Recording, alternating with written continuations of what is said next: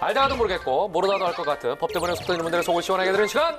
궁금한 법 하지. 네, 궁금법 시간이 돌아왔습니다.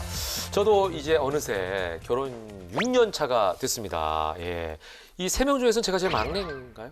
6년 차가? 아니 저는 더 얼마 안 됐어요. 얼마 안 됐어요? 네. 예. 제가 제일 오래됐네요. 어른이시네요. 8년 차. 그러니까 예. 자, 이 부부 생활하면서 아직도 어려운 게 있습니다. 사실은 별거 아닌데도 불구하고 살짝 이렇게 말을 던졌다가 요게 싸움이 됐을 때, 야, 요거 어떻게 아내의 화를 풀어줘야 될까? 이런 것 때문에 참 고민이 많습니다. 전 팀장은 뭐 제일 여기서는 선배니까 네. 방법을 확실하게 알고 있겠죠. 일단 화가 났을 때는 눈앞에서 아예 사라져 줍니다. 그리고 난 그게 안 되더라. 굼 떠가지고. 네, 그렇죠. 거기서 막 계속 앞에서 왔다 갔다 하면 보면서 더 화가 나요. 저는 아이를 또 특히나 데리고 나갑니다. 네. 아이까지 그렇죠.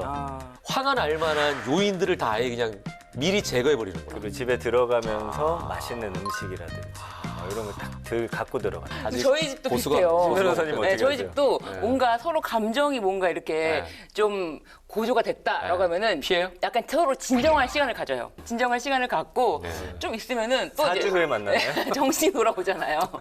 하수는 배워야 된다. 네. 자, 오늘 이 사연은요. 저도 읽어봤는데 좀 황당합니다.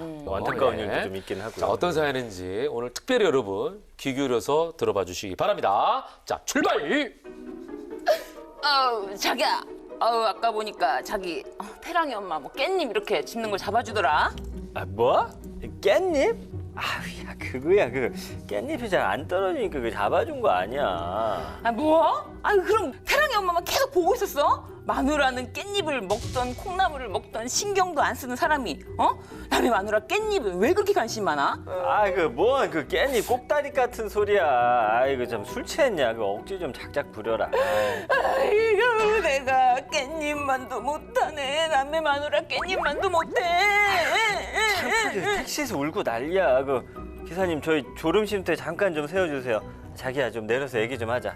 모임이 끝난 늦은 밤 택시를 타고 귀가하던 부부는 고속도로를 지나던 중 부부싸움을 하게 되고 택시를 졸음쉼터에 세우고 내려서 싸우기 시작합니다. 하지만 사건은 예상치 못한 방향으로 흘러가는데요. 기사님, 그 출발해 주세요. 네? 저거 여자분이 아직 안 탔구먼요. 근데 출발을 어떻게 한대요? 그 신경 쓰지 말고 출발해 주세요. 내 결혼을 잘못했지. 아유, 열불나. 20분 후. 손님, 댁에 도착했구먼요. 예, 감사합니다. 안녕히 계세요. 아따, 근데 비도 오고 밤도 깊은디 저희는 와이프 걱정도 안 되는겨. 어찌 된 게 혼자만 집에 홀라당 간다냐. 아따, 내가 양심상 이거 안 되겠어. 띠띠띠띠띠. 여보시오, 도로공사죠.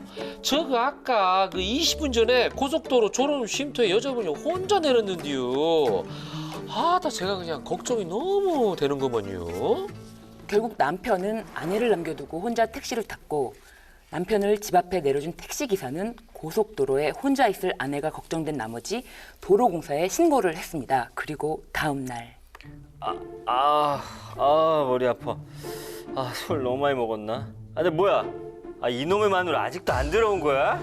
네, 뉴스입니다. 어젯밤 중부 내륙 고속도로에서 5톤 화물차에 뺑소니 사고를 당해 사망한 여성의 시신이 오늘 오전 발견됐습니다. 이 여성은 어젯밤 택시에서 남편과 다툰 후 혼자 졸음 쉼터에 내린 것으로 확인됐는데요. 어젯밤 택시기사의 신고를 받고도 도로공사는 경찰에 도움 요청을 하지 않고 있어서 문제가 되고 있습니다. 뭐야? 세상에. 말도 안 돼. 여보야. 자기야. 야, 이게 진짜 이게 거의 뭐 최악의 상황이 벌어진 네. 거예요, 지금. 예. 아내를 고속도로 한복판에 버려두고 물론 이제 취했으니까 잠들었겠죠. 그죠? 네. 집에 와서 잠을 잔 거예요, 지금. 네. 졸음쉼터에서 내렸잖아요. 네. 근데 졸음쉼터는 말 그대로 차가 잠시 쉬어가는 곳이지 사람이 내려서 혼자서 뭐 쉬어가는 곳이 아니기 때문에 밤 늦은 시간에 고속도로 한복판에 혼자 서 있다가는 아마 위험한 일이 발생할 수 있었을 텐데 혼자 집에 온 거는 좀 너무한 행동이죠. 그러니까요. 네. 그리고 아마 싸우다 보면 감정이 네. 격해지잖아요. 네. 아마 안 가겠다고 하실 수 있어요. 그리고 난안 설마 가겠다. 했겠지. 예, 근데 이제 결과가 이렇게 좀 안 좋게 나오다 보니까 너무 안타까운데요. 남편분도 진짜 이게 정말 얼마나 마음이 아플까요? 지금 아내 잃은 슬픔 거기다 이제 죄책감까지 아마 더해져서 더 힘든 그러니까요. 시간이 될 것 같은데 이거 얼마나 후회스럽겠어요. 예, 조금만 현명하게 판단했으면 이런 일 없었을 텐데 너무 안타깝습니다. 네. 자, 그런데 이것은 이제 좀 짚어봐야 될 상황이요. 이렇게 됐을 경우에 택시기사나 도로공사 잘못도 어느 정도 있지 않을까 하는 생각이 드는 거예요. 저도 그 생각이 드는 게 우선 네. 일단 택시가 기사님이 걱정돼가지고 전화는 하셨잖아요. 신고를 한 건 맞긴 후속 조치는 맞는데 잘 하셨는데. 애초에 남편이 이제 혼자 타서 출발하자라고 네. 했을 때 이게 아내를 두고서 거기서 왜냐면 그러니까. 다르게 네. 집에 갈 수 있는 곳도 아니잖아요. 그러니까요. 그게 좀 문제가 될 것 같다는 생각이 들고 그다음에 네. 이제 도로공사도 이제 네. 경찰에 수사를 요청해가지고 더 많은 인원이 좀 수색을 했더라면 혹시라도 좀 사고를 당하기 전에 이 아내분을 찾지 않았을까라는 그런 아쉬움이 남네요. 그러니까요. 그게 잘못이 있지 않을까 싶은 거예요. 어때요? 심적으로는 그렇게 볼 수 있는데 네네. 이게 법적으로 좀 정확하게 따져보면은 택시기사나 이 도로공사의 법적인 책임을 묻기는 어렵습니다. 법적인 책임이 있는 사람은 여기서는 남편뿐인데요. 위험에 빠진 대상의 보호자나 이제 혈연, 신뢰관계에 있는 사이라면은 신의성시 원칙에 따라서 구호 의무가 발생하는데 네네. 이때 구호 의무는 남편에게 해당이 되고요. 그리고 자체 수사만 하고 경찰에 신고를 하지 않은 도로공사는 교통사고 처리에 관해서는 뭐 경찰, 구급대와 협조하도록 규정을 하고 있지만 네. 경찰에 반드시 통보할 의무는 없는 것으로 나와 있습니다. 그렇기 때문에 법적 책임을 묻기는 어렵습니다. 네. 그럼 이럴 경우에 남편에게만큼은 확실한 책임이 있다. 이제 이렇게 이해가 되는데 그럼 남편에게 어떤 죄가 적용이 됩니까? 또 살인죄를 또 적용하기는 이건 좀 아니죠. 본인이 살인한 건 아닌데. 좀 애매한 것 같아요. 어때요, 변호사님? 그게 부작위에 의한 살인죄라는 것도 사실은 있어요. 예. 그런데 그런 경우에는 정말 사망할 것을 예견하고 그런 상황이 발생한 상태에서 구호 의무 있는 사람이 아무것도 하지 방치했다. 않는 경우 그런 경우는 또 부작위에 의한 살인죄도 검토해 볼 수 있지만 이 사안에서는 이게 불의의 교통사고를 당해서 사망에 이르렀기 때문에 살인죄가 적용할 여지는 없겠습니다. 그렇죠. 아내가 설마 못 오겠다 싶어서 내려준 건 아닐 거 아니에요. 그러면 이런 경우에 어떤 죄가 남편에게 적용이 될까요?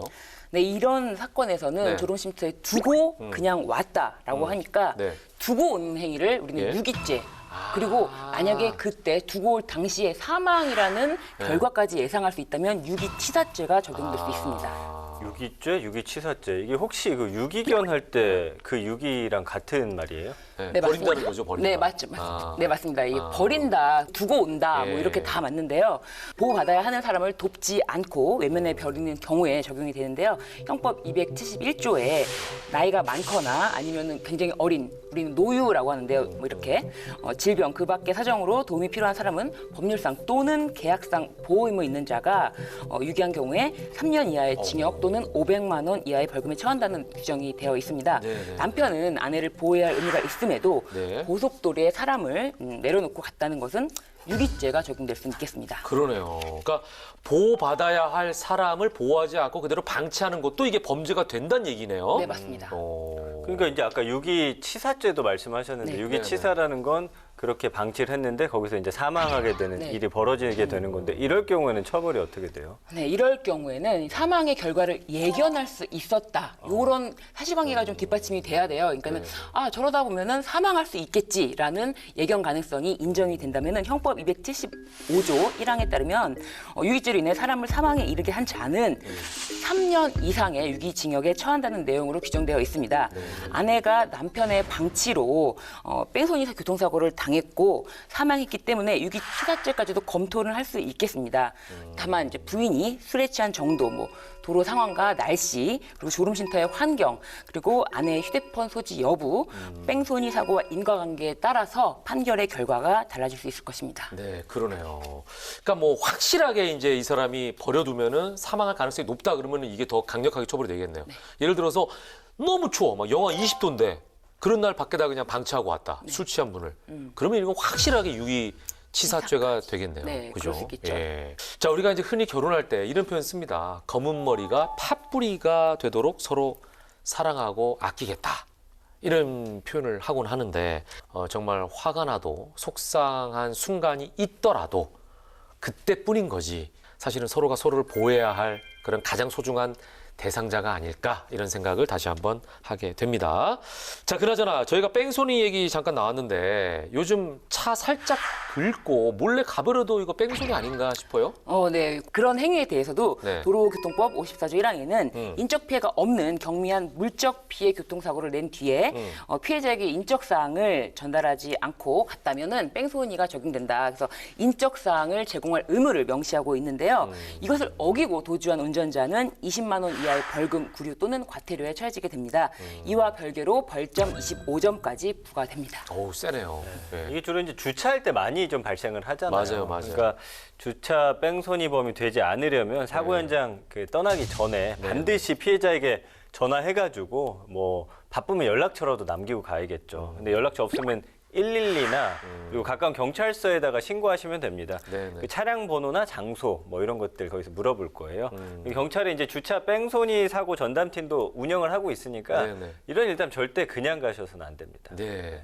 그리고 이 양심에도 반하는 일이기도 하지만 요즘에는요, CCTV뿐만 아니라 블랙박스가 다 달려 있어가지고 예, 감출 수가 없어요. 절대로 본인이 판단해서 뭔가를 정리하는 일은 없길 바랍니다. 예, 법 앞에서는요, 몰라서 실수했어요라는 말이 잘 통하지가 않습니다. 이걸 기억하십시오.